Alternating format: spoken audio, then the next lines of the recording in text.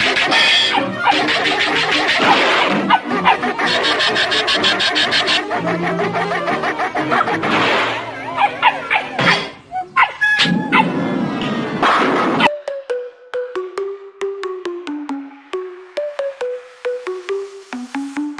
lyrics here, just beats the vibe. A squeaky duck and a cow collide. Boing boing goes the truckling sound. Bass drops hit Добро the дојде повтор на каналот Bit Teacher Crypto и денес би сакам да разгледаме, да видиме што се случува на мрежата, односно да ги видиме он-чейн метриките, што тие ќе ни покажат каде всушност не води пазарот.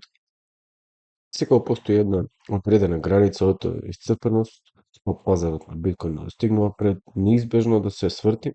Интересно е што причината за тој процес е всушност многу поедноставна отколку што повеќето луѓе мислат. Што значи дека денешното видео сакам точно да истражиме што е тоа ограничување и како можеме објективно да го измериме, зошто ни дава еден од најчестите начини да процениме колку долго веројатно ќе трае тој процес и доколку преминеме. Во моментот биткоин се уште се обидува да ги сврти своите три главни нивоа на цени. Ова се 365 дневниот просек, 200 дневниот подвижен просек и краткорочната остварена цена на имателите. И во моментот не изгледа баш најдобро. Видовме отфрлање на цената од сите тие клучни нивоа, што ни кажува дека пазарот е се уште дефинитивно под притисок. Довербата се уште не е целосно вратена, но денес не сакам да се фокусираме на сите три, сакам да се фокусираме на едно од овие нивоа, бидејќи историски гледано тоа обезбедува еден од најсигурните и изненадувачките едноставни начини да се утврди колку долго траат всушност тие негативни ценовни дејствија и што е уште поважно, ни помага да разбереме кога пазарот на вистина се исцрпува. И доколку преминеме на следната слика, значи, она што го гледаме овде е индикатор наречен денови поминати во загуба. Ова индикатор управуван од расположението, кој ни го кажува времетраењето на стресот на пазарите за најчувствителната група на пазарот, а тоа е она која што краткорочно го поседува биткоин.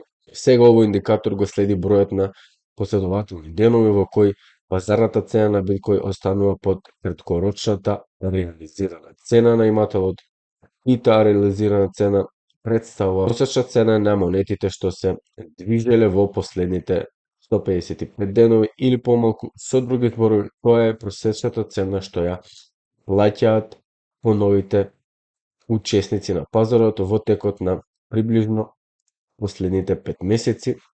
И тоа е клучно, бидејќи краткорочните собственици се најреактивните учесници во целиот пазар. Тие се оние кои неверојатно ќе паничат, неверојатно ќе се откажат на слабост и дефинитивно најверојатно ќе се откажат кога работите не одат веднаш. По нивното, значи кога биткоин се тргува под просечната цена на тие иматели, таа линија е под вода и психолошки стресирана, а потоа станува се понетрпелива.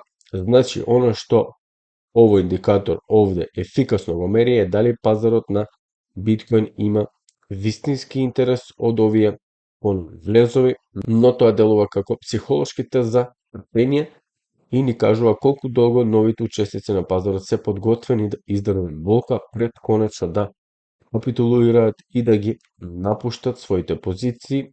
И сите веќе знаеме дека цената на биткоин може да остане далеку под оваа просечна цена на акумулација на овие иматели и тоа доста време.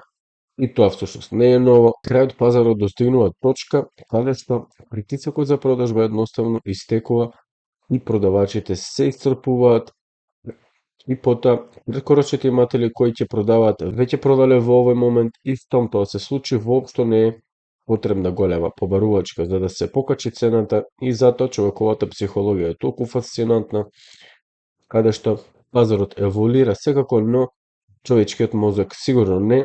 Сега како што знаеме, еден од наједноставните и најмоќните начини да се утврди дека сме на локален биковски или bear market е преку тоа дали цената е под или над краткорочната реализирана цена на имателот. И на графиконот овде е прикажано како зелена линија и се наоѓаме под таа линија и во моментот таа краткорочна реализирана цена на имателот е околу $98,000,000. Тоа значи дека просечниот човек кој купил биткоин во последните 5 месеци, ова веројатно ќе биде неговата цена, а во моментов цената е значително под неа и деновите поминати во индикаторот за загуба, едноставно бројот колку дена сме поминале последователно под тоа ниво, боите на овој индикатор раскажуваат важна приказна и олетовата и сината боја претставуваат периоди кога сме поминале само мал број денови под краткорочната остварена цена за имателот и ова се првите знаци на неволја. Тие имаат тенденција да се појавуваат за време на мали падови или краткорочни падови на неизвестност, но како боите се менуваат во жолти и на крајот во црвени, она што го гледаме е продолжено време поминато под основната цена. Ова се периоди на значаен стрес и ова се моменти кога краткорочните носители се длабоко под вода и само довербата е всушност тука размишljена и во овој момент капитулацијата има тенденција да се зацрсти и историски гледано овие посветло жолти и црвени региони ги означуваат периодите на чиста капитулација во најдлабоките фази на bear маркетот. И она што ни го кажува ова е прилично едноставно, колку подолго растат овие така наречени шипки, толку е поголема веројатноста краткорочните шпекуланти целосно да бидат исфрлени од пазарот и секој дополнителен ден под ова ниво ја зголемува веројатноста дека слабите раце веќе исчезнале и како што овој продржен притисок се намалува, веројатноста за пресврт се зголемува. И она што е извонредно овде е колку конзистентно било ова однесување на сите поголеми циклуси и кога ќе се осврнеме на претходните bear маркети, податоците често се совпаѓаат со речиси голема прецизност. Секој од претходните 3 bear маркети на биткоин значи многу сличен број денови под оваа реализирана цена пред конечно да го достигне дното и да започне одржлив раст нагоре. Во 2015 година биткоин поминал 208 дена под краткорочната цена на имателот. Во 2019 година поминал 203 дена и во 2022 година поминал 210 дена, значи низ 3 сосема различни базирни средини со различни макросредини со различни макроуслови, како и различни наративи и различни учесници на пазарот кои што го достигнале дното во рокот приближно една година. И тоа е извонредно ниво на конзистентност. И тоа е интересен начин да се гледа пазарот, бидејќи совршено се совпаѓа со идејата за средни ниво.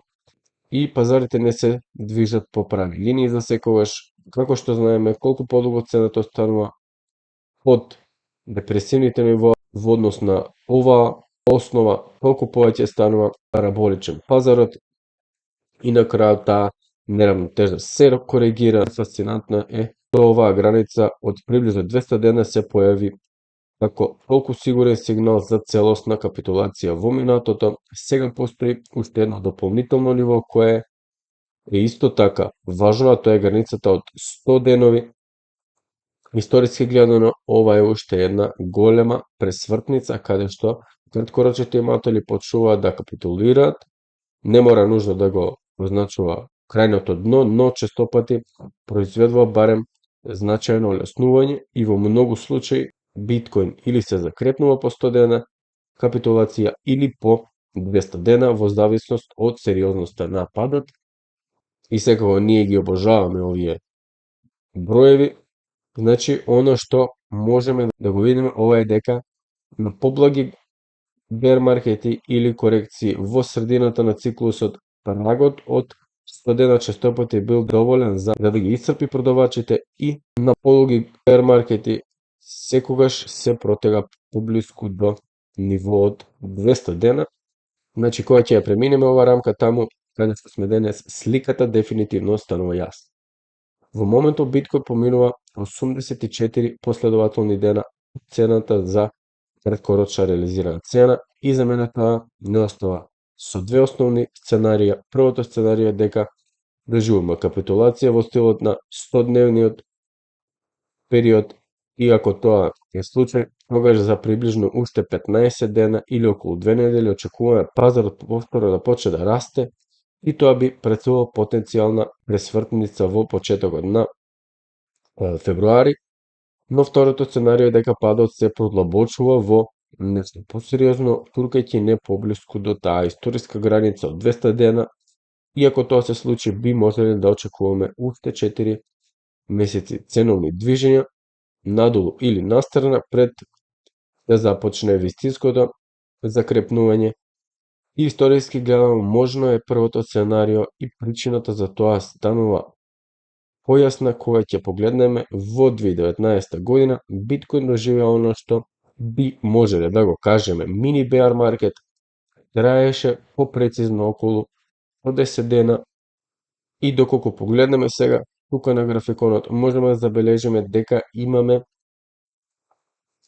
постепено прварење, цената постепено се искачувала на врвот и расположението полека растало, а самодовербата исчезнувала во текот на времето, и таа структура е многу слична на она што го гледаме во тековниот циклус. Овој циклус не заврши со еуфорија, заврши со дистрибуција и на крајот со исцрпеност. И оно што следеше по капитулацијата во 2019 година беше клучно. Откако пазарот го заврши тој приближно 100-дневен период на болка, тоа се претвори во еуфоричен крај на главниот дел од циклусот, потигнат од ликвидност, и закрепнувањето беше многу агресивно. Значи, кога го преклопуваме тоа однесување на ова моментална макропозадина, мислам дека е многу валидно сценарио. Ликвидноста дефинитивно се подобрува, макродинамиката дефинитивно се менува. Значи, во ова сценарио веројатно очекуваме уште 2 до 3 недели негативно движење на цената. Тоа би не одвело кон прагот на капитулација од 100 дена, и во тој момент би очекувале цената се врати над краткорочното задржување на реализираната цена, но оттаму малку е веројатно дека ќе биде директно нагоре. Историски гледано, цената има тенденција да се движи во страна, додека се стабилизираме, и на пазарот му е потребно време за да ја обнови довербата. А краткорочните собственици треба повторно да ја вратат профитабилноста и расположението да се стабилизира, но штом тој процес ќе заврши, ќе се создадат услови за одржлив раст, и ако макроекономските услови продолжат да се подобруваат, тој раст би можел да се продолжи со остатокот од 2026 година, потикнат од обновената ликвидност и поповолна економска позадина.